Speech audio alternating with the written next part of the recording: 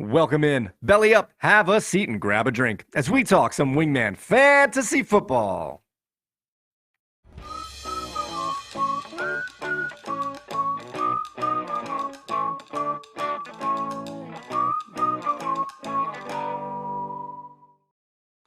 Welcome into another edition of Wingman Fantasy Football, the League Podcast. I'm your host, Michael Furley, and as always, I'd like to thank all of you, or any of you who may be watching or listening to today's show. This is episode 66, and we are at the bar with Alex W., a.k.a. Dey Turk Ur Jarbs. And before we get any further along, let's make sure that everybody is in the room. Wingmen assemble! All right, now that everyone is here, I want to wish you a happy Friday morning and an enjoyable weekend for all of our managers. And we have a packed episode this time around as we are going to check in on the player news and practice reports, go over this week's matchups, check in on the activity of our waiver wire, see who is on top of the newest power rankings, and dive into the mailbag. But first, let's set the slate for this weekend's prime time games. All right, we have several top players out this week due to bye weeks as the Chiefs, the Rams, the Dolphins, and the Eagles are all off this week. This is going to make for a very tricky game for several of our managers, and they're going to have a hard time setting quality lineups. All right, let's set the schedule for this weekend's games. As on Monday night, we have the Denver Broncos traveling to Orchard Park to take on the struggling Buffalo Bills at 8:15 p.m. On Sunday night, we have the New York Jets heading out to the desert to take on the Las Vegas Raiders, and that game is at 8:20 p.m. Sunday night. And the NFL has another game in Germany, and there will be a Saturday morning game, this time as the Indianapolis Colts will be battling the New England Patriots at 9:30 a.m. Eastern Time. As for the Thursday night game, we have the Carolina Panthers traveling to the Windy City to battle the Chicago Bears. And we had 4 players in our managers' lineups. As Waddle away had the Bears wide receiver DJ Moore in his lineup, King George had Panthers wide receiver and old man Adam Thielen in her lineup, and Mac Daddy 2's had 2 players going in his lineup as he had a pair of Bears, including newly picked up Deontay Foreman right before kickoff and the Bears defense. All right, as for other player news and practice reports. All right, we have New York Giants quarterback Daniel Jones tore his ACL last week, and he is now done for the year. Also, we have the Chargers wide receiver Josh Palmer, who missed last week's game, was placed on short-term IR right before that game, and he's going to miss a minimum of 4 weeks. But last Sunday's game counts towards those 4 weeks. Kyler Murray has been activated from the PUP list and is in line to make his first start of the season. And San Francisco wide receiver Deebo Samuel has returned to practice and is expected to make his return, while Houston running back Dameon Pierce is missing practice and expected to miss another week. Minnesota wide receiver Justin Jefferson, our number 1 overall pick, has had his return window opened, which means he is eligible to return at any time within the next 21 days, although it is looking like he may miss 1 more week as he ramps up his activity. And Cincinnati wide receiver Jamar Chase is listed as questionable for Week 10 with a bruised back, but he is vowing that he is going to get on the field. On the other hand, his teammate T. Higgins is expected to miss Week 10 with a hamstring injury, and Houston wide receiver Nico Collins missed practice on Thursday with a calf injury, and his status going into the week is questionable. Rookie standout running back Baltimore's Clayton Mitchell was added to the injury report with a hamstring injury, and he is listed as questionable for this weekend's game, while Atlanta wide receiver Drake London has returned to a full practice and looks like he may be good to return. We have a bunch of news on the Seattle Seahawks as Tyler Lockett, Jackson Smith and Jigba, and Kenneth Walker all logged in full practices on Thursday, but DK Metcalf was unable to go, so keep an eye on those guys as DK Metcalf is going to be questionable heading into the Week 10 games. Minnesota tight end TJ Hawkinson has been limited all week, but he is trending towards playing. In Indianapolis Colts, rookie wide receiver Josh Downs was unable to get back on the practice field. If you recall, he was questionable last week, and he aggravated his injury and had to leave the game early, and he has missed practice all week. So that means his Week 10 status is surely in doubt. Arizona running back James Conner had his 21-day window to return open, but as of now, he is still in the IR, but he doesn't have to be activated till Saturday evening. So he does have a good chance to play, but he is not activated quite yet. All right, guys, let's see who's playing who in this week's matchups.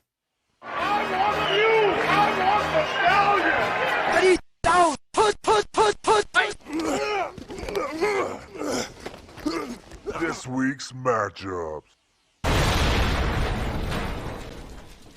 All right, guys. In this week, we have our heaviest slate of division games as 4 of the 5 games are inside their divisions. Our first game, however, is not one of those games, as we have the number 1 seed at 6-3, Amazing Spidey, is playing against Katie's King George, the 3 seed, who is also 6-3. So this is a big-time battle from our two of our top teams. Also, we have Jimerson's Red Sox Nation at 5-4, taking on the 3-6 Nick Waddle away. And we have 2-7 Bernie's Team B. I'm Cuban B. Yes, Cuban B. Is up against 4-5 Ken's Tampa Brady. And we have Paul's Cubert Rage at 6-3, up against Alex's Dey Turk Ur Jarbs at 5-4. Also, we have Corey's Mac Daddy. This might be the biggest game of the week, as Corey's Mac Daddy 2s at 4-5 is up against Reggie's Lion Eyes, who's also 4-5. These are our 2 hottest teams, as Corey has won 3 in a row. Reggie has won 4 in a row. Both these teams are undefeated inside the even division. So this game is going to be huge, because both these teams are alive to get the top seed in the even division. Both these teams are only 2 games back.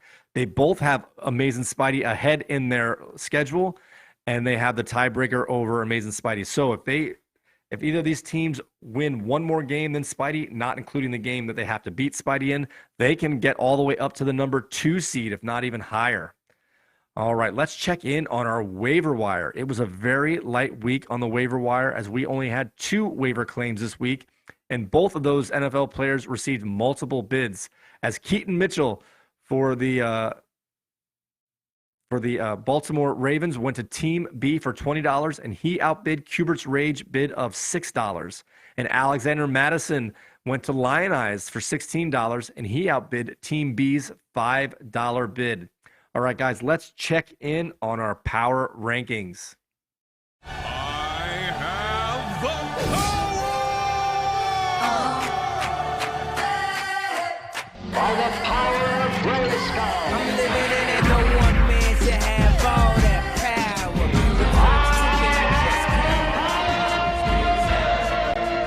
Wingman Power Rankings. I just realized that I forgot to make the visual aid for this, so we're just going to read these off. Amazing Spidey is still at the top of the power ranking ledger, while Dey Turk Ur Jarbs is in second. King George is holding steady at third. Red Sox Nation is at fourth. Cubert Rage is the 5th most powerful team, according to Yahoo.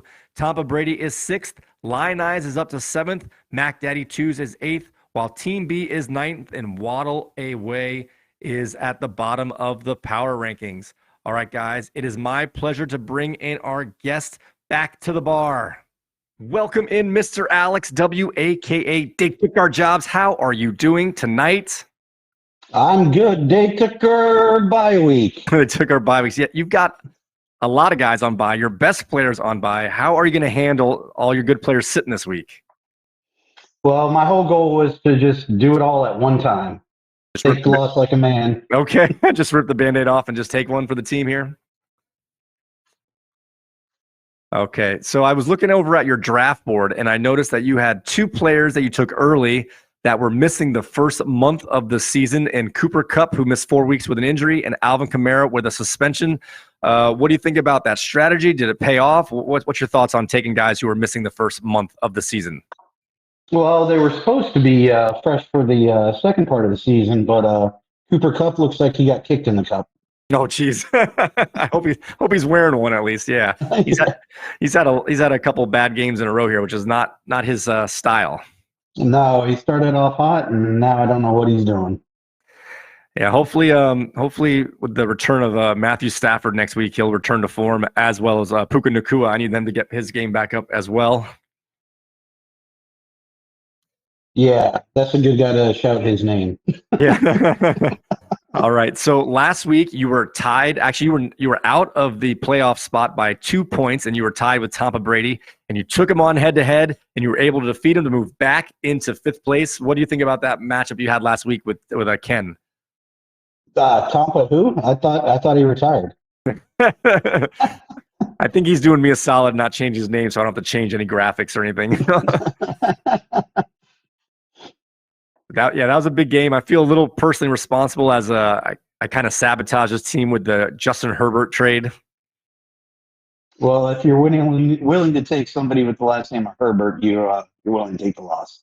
Okay, fair enough.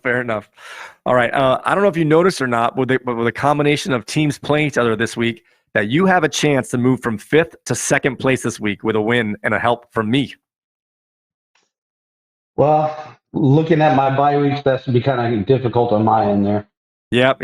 I guess regardless of what happens between me and Katie, you're going to have to get the win, and you're kind of already assuming the loss, it sounds like to me. Yeah. All righty here. Let's see what else we got going on. So it must be nice to every week look and see Jalen Hurts getting you 25 or more points every game. It's pretty awesome to have such a steady performer. Oh, yeah. It was great last year, great this year. You know, every time they get near the end zone, I'm just hoping the guy falls at the 1 yard line. Yeah, I know, right? So this year we had 3 quarterbacks taken in the 3rd round, and the order of them was Josh Allen, Jalen Hurts, then Patrick Mahomes. And I'm pretty sure, I know Josh Allen is number 1, Hurts is number 2. I think Mahomes has moved to number 3. I don't know how. But so the top 3 quarterbacks are hitting their status quo mark. So it seems like that's a pretty good strategy to take those guys as early as you can. At least for the first couple of them, yeah. Yeah, right. Exactly. Because, Josh Allen and Hurts have been difference makers. Yeah. Okay, so you've got all you guys on bye weeks. So that's a tough matchup this week. You're going against Paul's Cubert Rage, who right now is the leader in your division and one of the best teams out there. So it's going to be a tough game. Like you said, you already have bye weeks, and you're also playing against a really good team. Yeah, this one's going to be tough playing Paul, or I'll say his name phonetically. It's like E-R-A-A-U. Very good. All right. So I don't know if you noticed or not, but we started last week with a new segment called Mailbag. And if you don't mind, I would like to open up the mailbag with you here on the show with me. What do you say? Sounds good to me. All right, let's do it. 1 second. Sorry, I didn't have that queued up. There we go. You've got mail. Wingman Fantasy Football. Mailbag! All right, our first message in the mailbag comes from a YouTube comment. This comes from Keith. It says, "Yo, great to see Wingman Entertainment on YouTube, and I'm looking forward to the videos and comments to come." Well, thank you, Keith. Thank you for subscribing to us on YouTube. Mr. Alex, have you noticed that we are now on the YouTube channel, and have you checked it out yet? I did. I've only checked it out one time. Been pretty busy with the job and the woodworking at the same time. But yes, I was able to check it out and see that you're up there now. Great.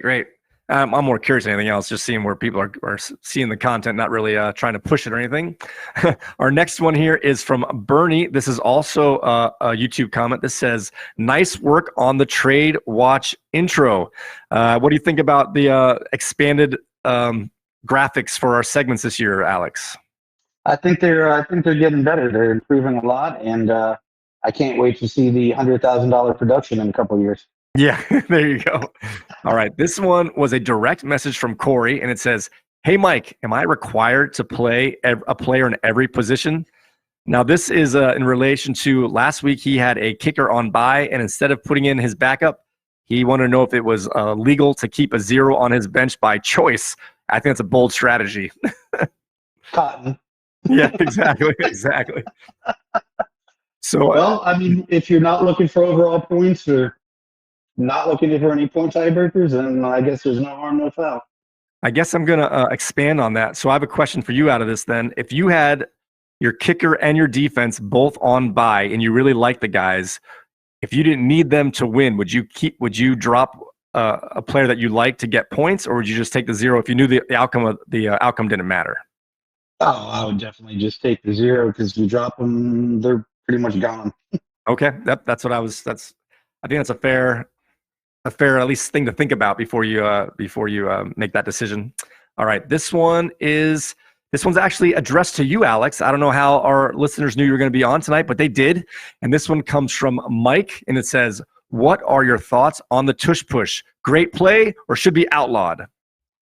Great play, great play. In any situation, if you have any team, any player, or multiple players that are willing to get up in there like that, just let it ride. Do you think they should have wet wipes or something so they can wash their hands right after the play? Yeah, I think they're. Yeah, it's a very delicate play. You can't be too forceful. So they usually have the water girls come out. They should have them like with sanitizers and towels after the Tush Push. The little glove. All right, Alex. Well, I want to thank you so much for joining us tonight and helping me with the mailbag. Thank you. Mm-hmm. All right, my man. We will check you next time. Thank you, sir. Sounds good. See you. All right. I would like to offer a huge thank you to Mr. Alex, a.k.a. Dey Turk Ur Jarbs. And I would also like to thank all of you for watching and or listening to another episode of Wingman Fantasy Football, the League Podcast. You can find us on Apple Podcasts, Spotify, TuneIn Radio, and now we're on Google Podcasts. And of course, you can find all of our content on wingmanentertainment.net. Also, if you want to find us on YouTube, our YouTube channel is youtube.com/@Wingman Fantasy Football. So please subscribe to that channel so you get the newest uploads. Also, you can leave your comments there on YouTube or wingmanentertainment.net, and your comments will be read on our next mailbag segment. With that all being said, guys, until we meet again, may your glasses be full, your mugs stay frosty, and we will see you next time.